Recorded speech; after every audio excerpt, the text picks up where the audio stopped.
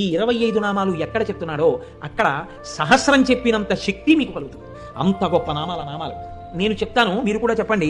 సింహాసనేషి, లలిత, మహారాజ్ఞి, వరాంకుశ, చాపిని, త్రిపురా చైవ, మహాత్రిపుర సుందరి, సుందరీ చక్రనాథ చ,